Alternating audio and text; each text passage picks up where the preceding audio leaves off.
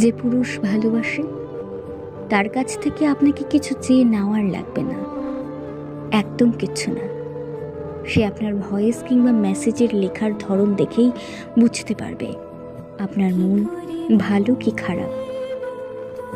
সে জানে কি করলে আপনার মন ভালো হবে এবং কোন ব্যাপারে আপনার মন খারাপ হবে। সে আপনার ছোট ছোট ব্যাপারগুলোও মনে রাখবে। আপনি কিভাবে হাসেন, আপনার রাগ, সব অভিমান সে দেখবে। আপনি রাগ বা অভিমান করলে সে অস্থির হয়ে উঠবে। আপনার কোনো পরিবর্তন আসলে সহজেই সে বুঝে যাবে। আপনাকে তার থেকে কিছু চেয়ে নিতে হবে না, কারণ পুরুষ তার শখের নারীকে সবচেয়ে বেশি ভালোবাসে।